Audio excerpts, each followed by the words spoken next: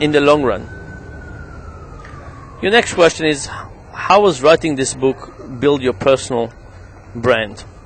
Well, I don't think I had one before. You know, my wife and my mother knew me and some of my colleagues, but this was about it. But writing the book has been amazing, because not only do people write me and have debates and questions and concerns, but I'm invited to give talks in all kinds of places. I see people reading my book in airports. I hear discussions sometimes about these topics. The newspapers, the media, and as a consequence, all of a sudden, people know me as an academic who've been writing for many years stuff that nobody reads.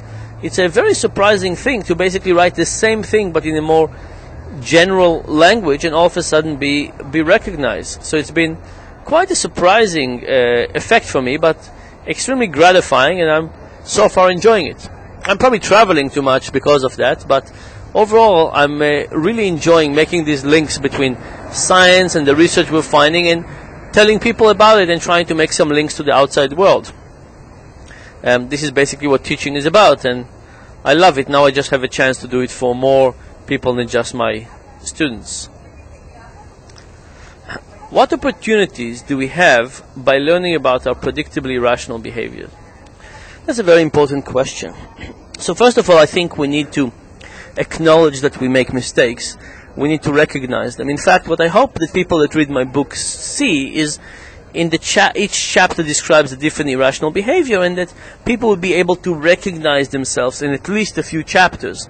And from time to time they might say, you know what, I'm behaving irrationally in this way, and I don't want to keep on doing it, and therefore stop or take stock or maybe at least reduce this activity. But in addition to the individual behavior of how we can recognize our behaviors and do something about it, there's a question of what we as society are going to do about it.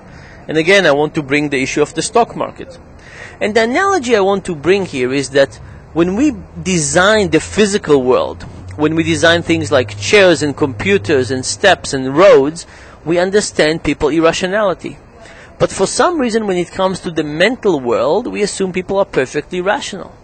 So imagine that we took somebody who's designing the stock market, somebody who's hyper-rational or assuming hyper-rationality, and we let them design something physical, like the roads. How would the roads look like?